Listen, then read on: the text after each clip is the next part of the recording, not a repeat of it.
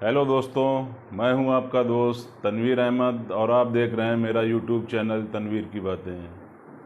दोस्तों, आज की वीडियो में हम बात करने वाले हैं अभी हाल ही में संसद द्वारा पारित किया गया कानून महिला आरक्षण संबंधी जो कानून बनाया गया उस पर थोड़ा सा चर्चा करना चाहते हैं। दोस्तों, अभी हाल ही में नई संसद का उद्घाटन किया गया जिसके लिए विशेष सत्र बुलाया गया। इस विशेष सत्र में महिला आरक्षण संबंधी 128वां संविधान संशोधन विधेयक पेश किया गया जिसको लोकसभा और राज्यसभा से पारित करा लिया गया। दोस्तों, इस संविधान संशोधन विधेयक की जो अहम बातें हैं उस पर थोड़ा सा हम आपको बताना चाहते हैं कि इस संविधान संशोधन विधेयक द्वारा लोकसभा और राज्यों की विधानसभाओं, राष्ट्रीय राजधानी क्षेत्र दिल्ली भी उसमें शामिल है, वहाँ पर महिलाओं को 1/3 आरक्षण दिया जाए। यानी कि लोकसभा और राज्यों की विधानसभाओं की जितनी सदस्यों की संख्या है उसका 1/3 महिलाओं के लिए आरक्षित किया जाए। अगर एक हिसाब से देखें, संख्या के आधार पर देखें तो वर्तमान में लोकसभा में लोकसभा सांसदों की संख्या 543 है। 543 में अगर हम 1/3 महिलाओं के लिए सीट आरक्षित करेंगे तो उसकी संख्या होती है 181। यानी दोस्तों, अब 181 महिलाएं सांसद बनकर लोकसभा पहुंच सकेंगी। और दोस्तों, ये जो 181 महिलाओं के लिए आरक्षण दिया जाएगा, इसमें सिर्फ SC ST वर्ग की ही महिलाएं हैं, OBC महिलाओं को इसमें शामिल नहीं किया गया है। दोस्तों, इसके माध्यम से अगर देखा जाए जो 33% आरक्षण 181 सीटें लोकसभा की बनेंगी, उसमें से वर्तमान में अभी जो आरक्षण की जो बात है, अगर 181 सीटों में 33% महिलाओं को आरक्षण दिया जाएगा तो सिर्फ 43 सीटें ही उनके खाते में आएंगी। बाकी की सीटें सभी अनारक्षित महिलाओं के लिए वो खाली रहेंगी, कोई भी वर्ग की महिला उस पर चुनाव लड़ सके। दोस्तों, या आगे इसमें जो बात है वो ये है कि इस विधेयक को परिसीमन के बाद लागू किया जाएगा। पारित तो इसको करवा लिया गया है, परंतु इसको लागू होने में अभी कितना टाइम लगेगा इस पर कोई चर्चा नहीं हुई। दोस्तों, जो आरक्षण में जो व्यवस्थाएं दी गई हैं, जो प्रावधान किए गए हैं, वो ये हैं कि जब जनगणना करा ली जाएगी, जनगणना होने के बाद जो डाटा आएंगे उस डाटा के बाद निर्वाचन क्षेत्रों का परिसीमन किया जाएगा। परिसीमन होने के बाद ही महिलाओं के लिए आरक्षण दिया जाएगा।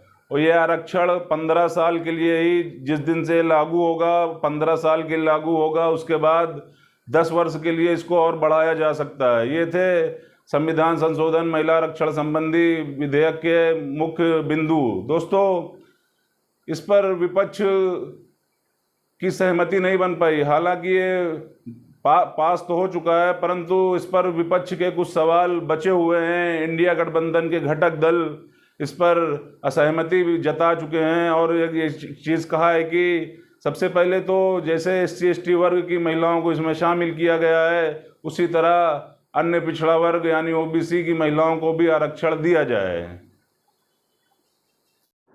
दोस्तों, इस संविधान संशोधन विधेयक पर विपक्ष के कुछ सवाल हैं जिनका निस्तारण कराए बगैर ही संसद से इस कानून को पारित करा लिया गया। दोस्तों, विपक्ष इस पर जो सवाल करता आ रहा है वो ये है कि जिस तरह SC ST वर्ग की महिलाओं को आरक्षण में शामिल किया गया, उसी तरह अन्य पिछड़ा वर्ग की महिलाओं को भी इसमें शामिल किया जाए। दोस्तों, जैसा कि कानून में व्यवस्था है कि 2001 के संविधान संशोधन विधेयक के आधार पर 2026 तक परिसीमन नहीं कराया जा सकता। 2026 के बाद ही परिसीमन होगा और इस कानून में जो व्यवस्था है कि परिसीमन के बाद ही महिलाओं को आरक्षण दिया जाएगा। दोस्तों, अगर 2026 के बाद जब परिसीमन होने की पहले से ही बाध्यता है तो 2031 में जब जनगणना होगी उसके बाद ही इसका परिसीमन कराया जाएगा। परिसीमन में 3-4 साल लग जाते हैं रिपोर्ट आने में, उसके बाद ही इस विधेयक को, इस कानून को लागू कराया जाएगा। तो दोस्तों, विपक्ष हमलावर इस वजह से है कि जब इसको अभी लागू नहीं किया जा सकता तो इसको पेश क्यों किया गया है। विपक्ष लगातार मांग करता आ रहा है कि 2024 के चुनाव में इसको लागू किया जाए, और जबकि सत्ताधारी सरकार इससे लगातार पीछे हट रही है।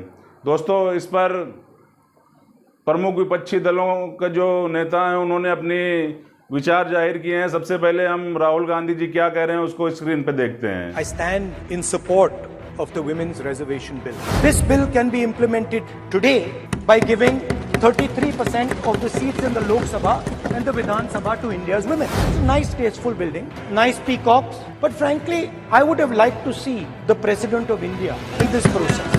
मैंने ये सवाल पूछा, 90 सेक्रेटरी हैं, ये जो हिंदुस्तान की सरकार को चलाते हैं, जो बजट को चलाते हैं, इनमें से ओबीसी कितने हैं?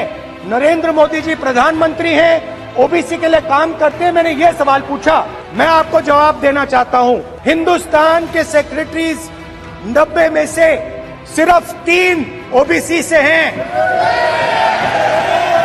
तो सवाल उठता है कि इस देश में कितने ओबीसी हैं, कितने दलित हैं, कितने आदिवासी हैं, और उस सवाल का जवाब सिर्फ कास्ट सेंसस से मिल सकता है। ये जो लिस्ट है, ये ओबीसी समाज का अपमान है।